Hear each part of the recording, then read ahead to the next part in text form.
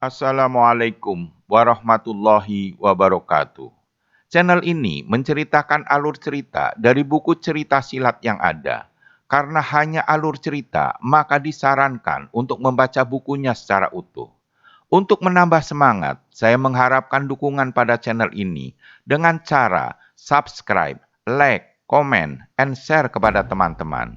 Kali ini, saya menceritakan alur cerita Suling Emas, lanjutan dari cerita Bukek Xiansu atau Manusia Dewa karangan Asmaraman Kopingho. Jilid 1. Kerajaan Nancau merupakan negara kecil di Yunan Selatan. Pada pertengahan musim semi, banyak sekali tokoh-tokoh terkenal di dunia persilatan yang datang ke Nancau. Pertama, karena pengangkatan ketua dan pendiri agama Bengkau sebagai guru negara kerajaan Nancau. Ketua agama Bengkau yang bernama Liu Gan dan berjuluk Raja Sakti berlengan 8. Adapun yang kedua, tersiar berita bahwa putri tunggal Raja Sakti hendak mencari jodoh.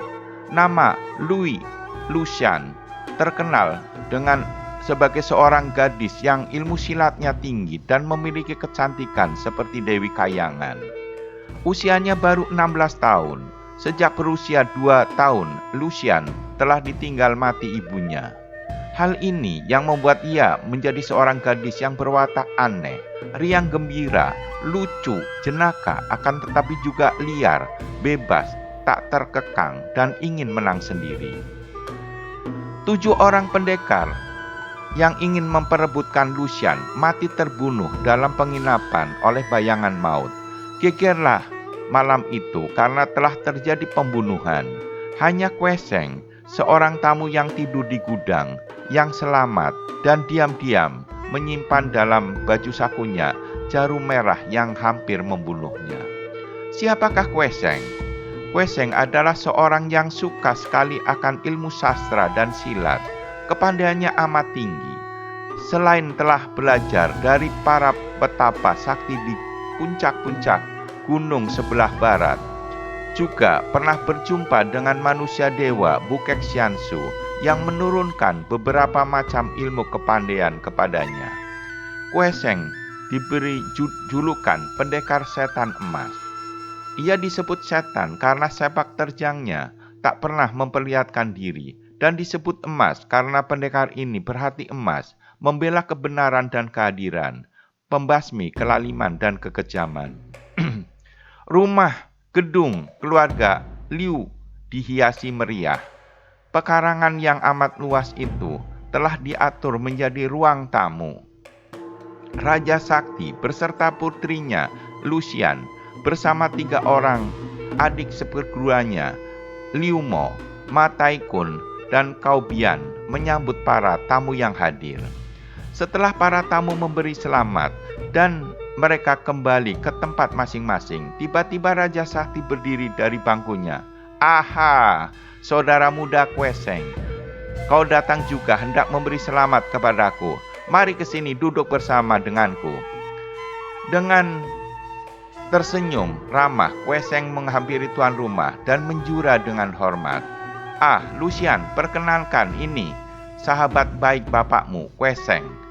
Mendengar seruan ayahnya, dia lalu bangkit berdiri dan menghampiri Kweseng sambil merangkapkan kedua tangannya. Akan tetapi alangkah kagetnya Kweseng ketika merasa ada angin pukulan menyambar dari arah kedua tangan Lucian yang dirangkapkan. Kecewa hati Kweseng. Dara Juwita ini memiliki watak yang liar dan ganas. Begitu Lucian kembali duduk, berkelebatlah seorang laki-laki berusia 50 tahun dan berdiri di atas panggung. Sambil menjura ke arah Raja Sakti, Tosu itu berkata, "Ketua agama, aku Ang Sin Tojing dari Kunlun Pai. Diutus oleh ketua, kami memberi selamat. Ada kabar juga, kesempatan ini dipergunakan untuk mencari jodoh bagi putri ketua agama. Tetapi mengapa belum apa-apa, sudah banyak pemuda menemui kematian. Aku kehilangan seorang murid yang terbunuh secara tidak wajar. Terpaksa mohon penjelasan." Raja Sakti membantah bahwa kematian orang-orang itu bukan perbuatannya maupun perbuatan anaknya, dan Raja Sakti mengusir Ansin Tojing setelah mengalahkannya. 3 orang yang maju mencoba kepandaian Lucian, semua dapat dikalahkan dan diusir Matai Kun. Para tamu menyambut kemenangan Lucian dengan bertepuk tangan. Para pemuda yang tadinya ada niat untuk mencoba-coba kuncup hatinya. Li Kun dari pegunungan Tailiang, seorang laki-laki muda berbadan kekar dengan langkah tegap dan tenang menghampiri panggung. Orangnya rendah hati, sederhana dan jujur, namun Lucian kecewa karena pemuda itu tidak tampan. Lucian mengeluarkan ilmu silat ular sakti, ilmu terakhir ciptaan Raja Sakti berangan 8. Plak, cukup! Tiba-tiba sesosok bayangan meloncat ke atas panggung dan dengan cepat menangkis tangan Lucian yang mengirim pukulan maut. Lucian tiba-tiba, ia merasa seakan-akan jantungnya diguncang keras, kemarahannya lenyap, dan dia terpesona. Belum pernah selama hidupnya dia melihat pemuda yang begini ganteng. Pemuda itu menjura kepada Lucian sambil berkata dengan suara perlahan, "Hanya Tuhan yang tahu betapa inginnya hatiku untuk menjadi pemenang. Akan tetapi bukan begini caranya. Maafkan Nona, biarlah aku mengaku kalah kepadamu."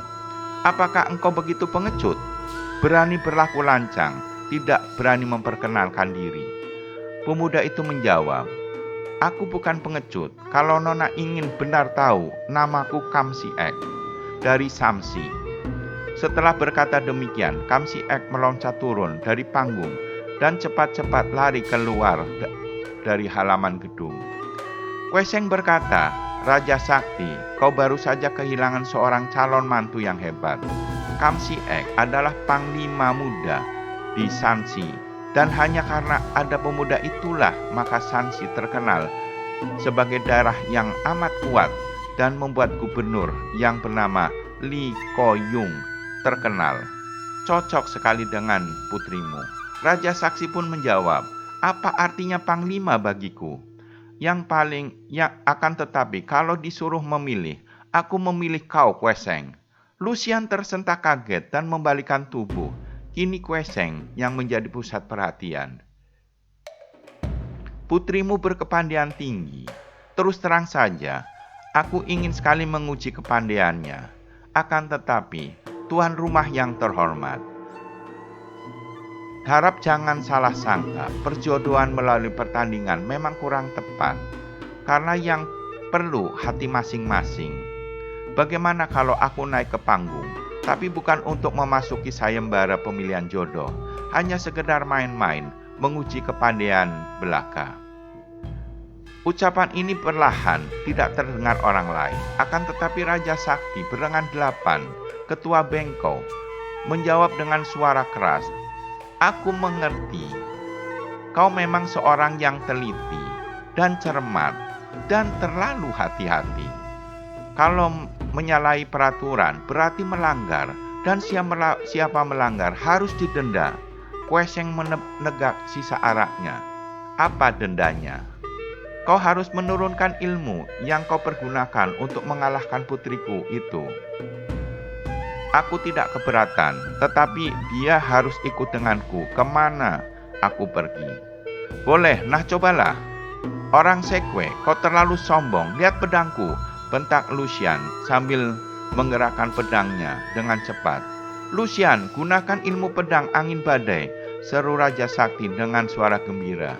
Diam-diam Kweseng kaget dan kagum melihat perubahan ilmu pedang gadis itu, yang kini menderu-deru seperti angin badai mengamuk, cepat, hebat, dan berbahaya, sehingga tidak mungkin dihadapi hanya mengandalkan kecepatan belaka.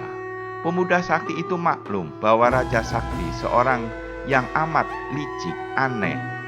Melalui putrinya, Raja Bengkok ini hendak mancing-mancing ilmu silatnya untuk menambah perbendaharaan ilmunya sendiri.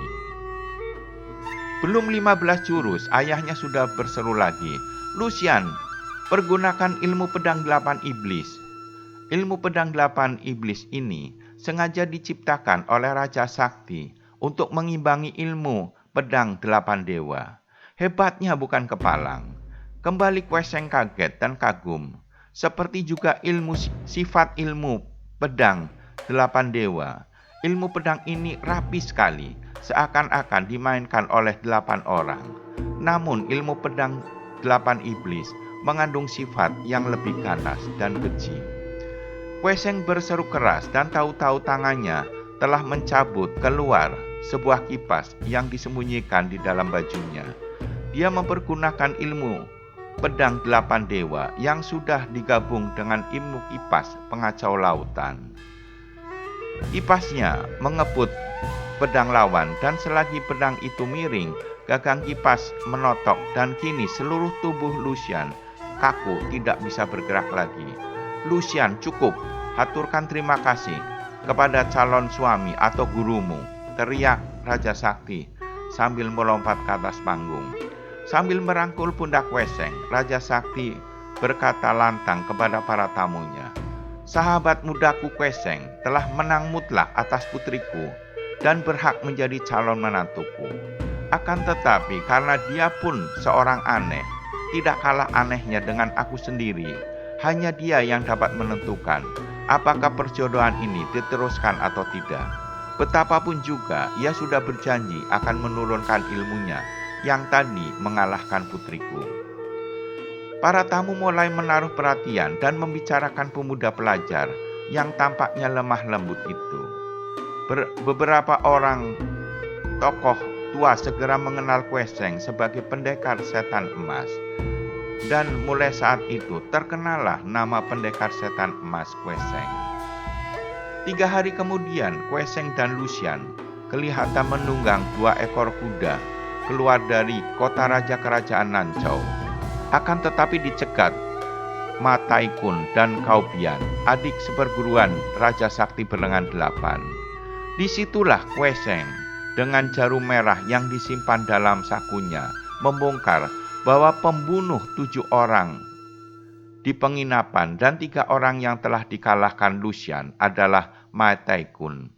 Raja Sakti yang datang belakangan sangat marah mengetahui perbuatan kotor yang dilakukan Mataikun. Namun kemarahannya diredakan Kaubian dengan sangat bijaksana. Akhirnya Raja Sakti mengusir Mataikun.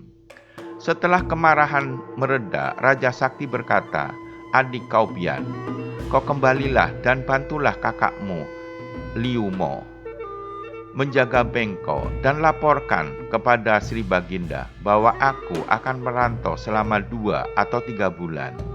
Kemudian Raja Sakti berlengan 8, Liugan, merantau membayangi Kweseng karena khawatir pada anaknya. Musim dingin telah tiba. Kweseng dan Lucian pada siang itu mengasuh di pinggir sungai Wukian. Lucian menyalakan api unggun untuk menghangatkan tubuh dan 2 ekor kuda mereka. Tiba-tiba Kweseng mendorong Lucian dan Lucian meloncat meneruskan tenaga dorongan Kweseng. Pemuda itu sendiri juga meloncat ke belakang dengan gerakan cepat. Menyambarlah 5 batang pisau terbang kecil dan menancap di batang pohon. Kemudian penyerangan gelap terjadi lagi dari 3 jurusan, menyambar bermacam-macam senjata rahasia menghujani tubuh Kweseng dan Lucian. Lucian mencabut pedangnya dan dengan putaran pedangnya semua pisau terbang kecil, jarum dan senjata paku beracun dapat dipukul runtuh. Kweseng sendiri hanya dengan menggerak-gerakkan lengannya membuat semua senjata rahasia melenceng dan tidak mengenai tubuhnya. Bersambung ke jilid 2